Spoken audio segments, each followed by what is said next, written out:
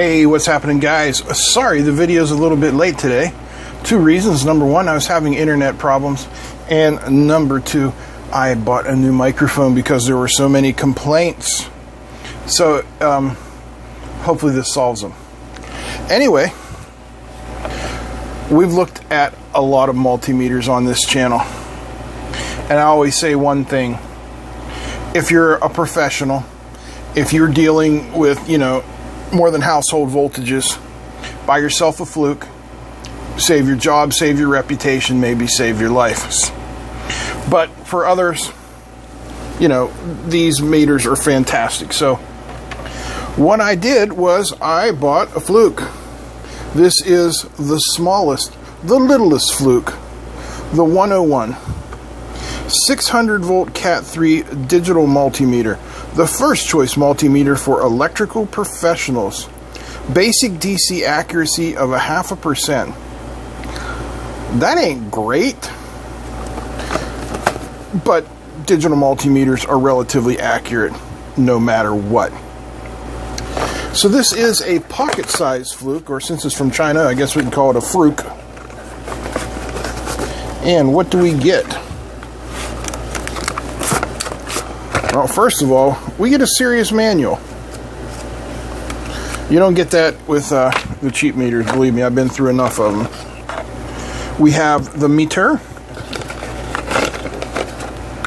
And we have a set of Fluke branded test leads, but yeah, I don't know if they're really Flukes or not. They're branded TL75s. We can check them out. So here's the meter, and it is hand size. You'd probably have to have a pretty big pocket. Here's a full-size meter. This is the same size as the Fluke 87V. And there's the 101. And then just for triple comparison, there's the Anang 8008. So it is 8008 adjacent. But it's a Fluke, which is why we bought it. So we'll put it through its paces. Now, one thing you're going to notice here on the littlest Fluke, if we can come down here and zoom in, off, AC voltage, DC voltage, AC millivolts, resistance, continuity, diode check, capacitance, hertz, and duty cycle. What's missing? Current. There's no amperage range on this. So, that's a strike. And I'm not knocking Fluke, not at all. They make superior quality stuff. I guess they had to build this to a price point. So anyway, we're going to do our standard test. I've got my resistance standard, my voltage standard, and I used the trusty 8840A 5.5 digit precision bench meter and did some measurements here. These are the 8840A measurements. Now we're going to run the same test with the 101. And I'm going to use the same cables. Alright, that's different. So, another thought, there's no bail. You're not setting this up. This is a lay down only meter. So we'll put it in its resistance range. And we'll start out with the 2.2 ohm. And what do we get? 2.7.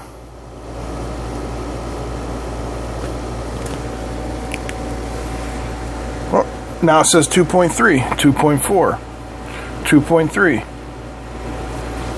All right, we'll call it 2.3. 2.3. Took a little while to settle. Next up, 1K.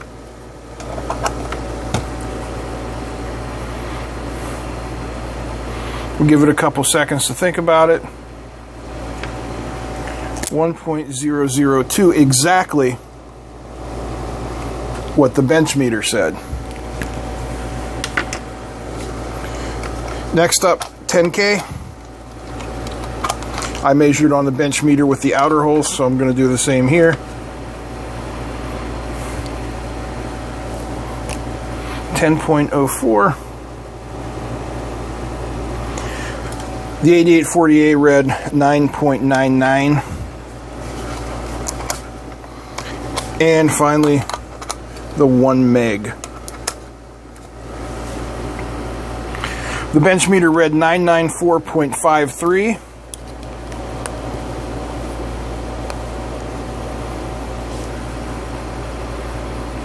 .996, 997.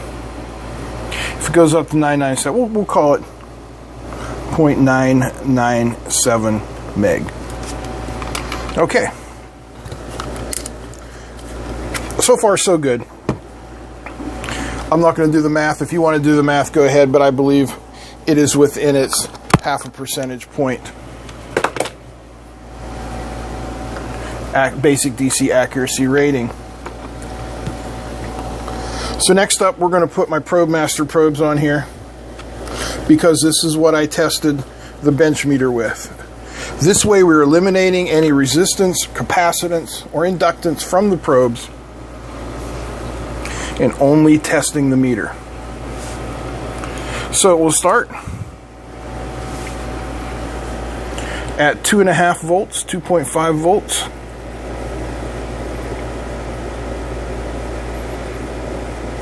Looks like a 2.507. The 8840A read 2.49. And then we'll switch it up to the 5 volt range. Tester again.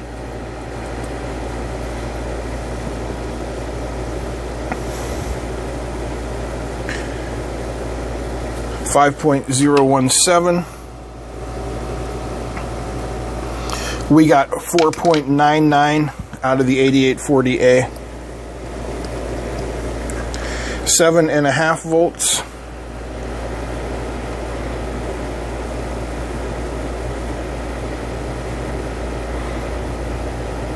.51, and we got 7.48 on the desk meter, bench meter, the 8840A. So how does the new microphone sound? It's a lavalier type microphone. Alright, our final voltage test at 10 volts. Or for the German among you, 10 volts. 10.02. And the 8840A said 9.99. There you have the empirical results in front of you. If you want to math it out, go right ahead. Okay, next we will test LEDs. Oh, we'll just test diodes and capacitors, since LEDs are diodes. All right. So we'll put it here. And we'll go to our diode reading. And first we will read a standard silicon junction diode. Voltage drop of 0.493. That's pretty close. Then we'll read a Schottky diode, which should be somewhere between 0.2 and 0.3.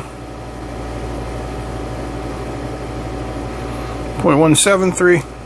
Then a high-speed diode, which should also be around a silicon junction diode. Yep, no problem. Alright, so now we'll test these LEDs and we'll find out if the Fluke lights them up. Switch my leads around for these. Alright. First one is a red. I don't know if you can tell, but it's barely lighting it. It does read it. Next one, I think, is orange or purple. Nothing. Next one is green. Reads the green. I don't see it lighting it. Then yellow. It lights the yellow and reads it. And finally, this is an ultraviolet. Nothing. So, as far as diodes go, I would call it average. It's not good, it's not bad, it is average. All right, next up, capacitance. First, we'll start with this big electrolytic. This is 100 microfarad at 50 volt. Let me discharge it first. You should always discharge capacitors before you test them. And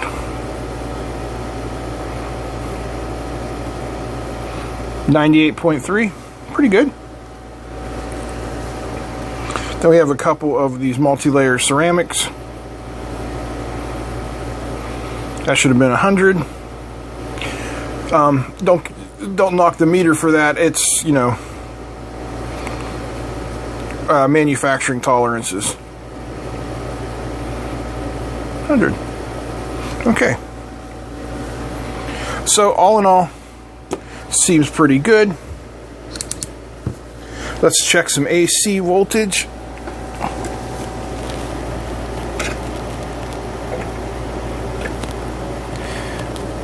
I'm trying to do this one-handed, so bear with me. Okay. We're getting our high voltage symbol. And 122.6 volts. All right, that fell out. I want to check something in the manual. I was wrong. This is really not a manual. It is 5 pages, 6 pages, 7 pages, 8 pages of safety information in 20 different languages. I guess we'll just have to find out the hard way.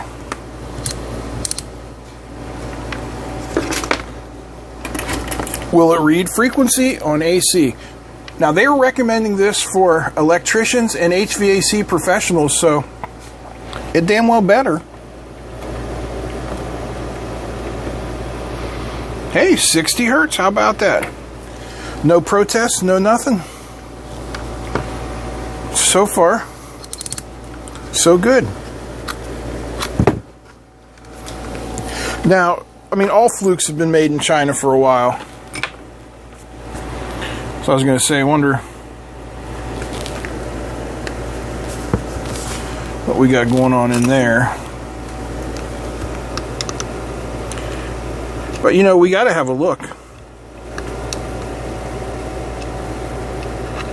Oh, I see. So that should be the unlock position.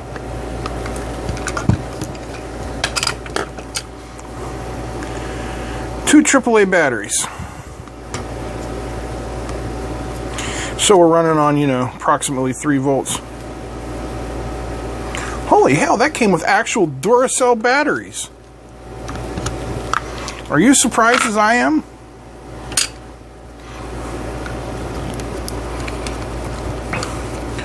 Alright, let's take the screws out and see what's going on.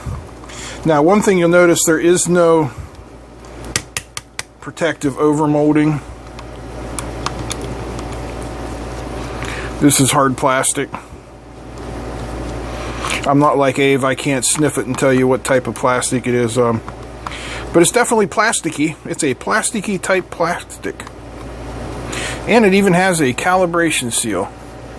That's nice. Those are some long ass screws, boy.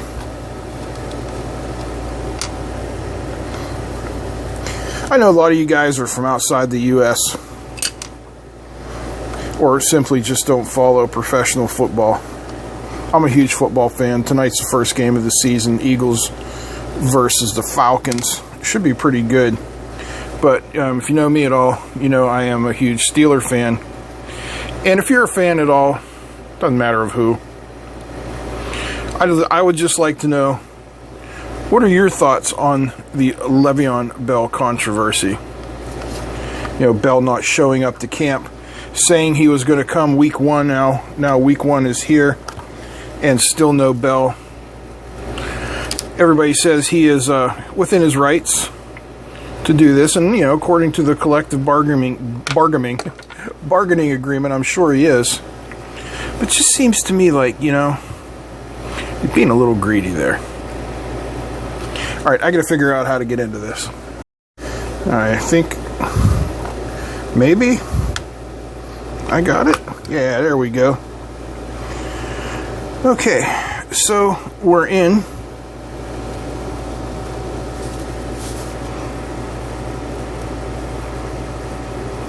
Not too much to see there. Bigger screwdriver, perhaps.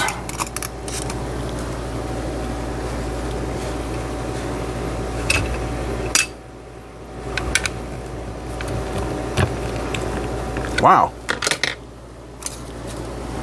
Biggest screwdriver in the house.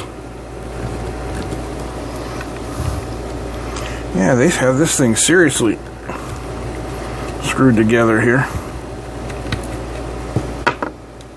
It's a little surprising. It's good. Good surprising. I'm not used to dealing with things being that well secured.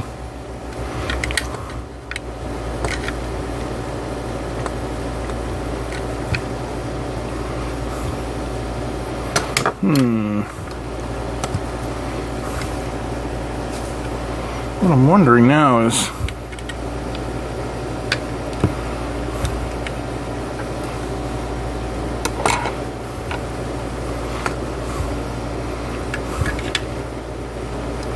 seems like there's something here in the middle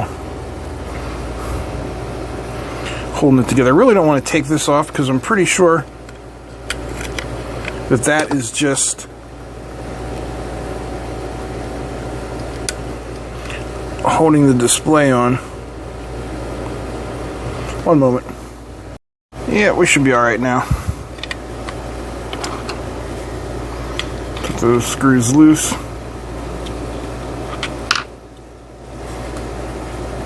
Apparently not loose enough.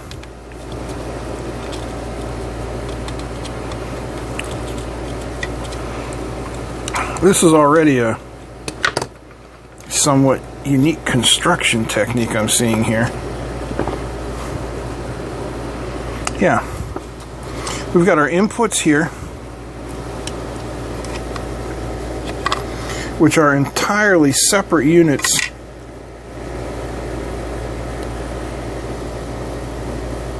That's pretty good. That's nice quality. I like that. Our battery contacts simply touch on there. Now here's where we're going to see the difference that makes this thing a Fluke. Look at that input protection. Okay? Let me grab another meter. Here is the the Aneng 8008. You know, we look here at its input section. You know, we have our current shunt. We have our fuses. There are no fuses on this Fluke.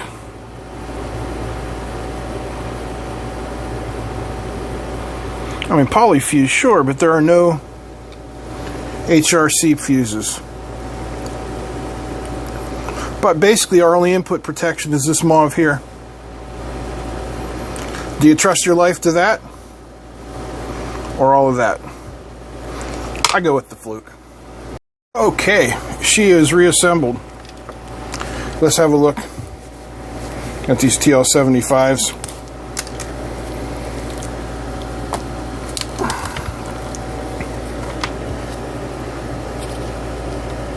Should we give them the Aussie Dave test?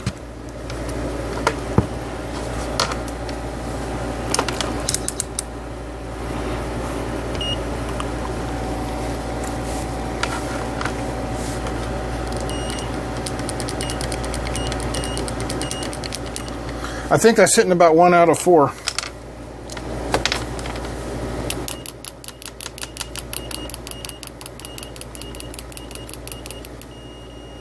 You guys hear that? Yeah. Shit leads. And I say that with confidence. And look forward to your disapproving comments. Where are my good leads? Here they are. Let me show you the difference. Was it the meter that isn't fast enough to pick up those quick resistance checks? Or is it the leads are shit?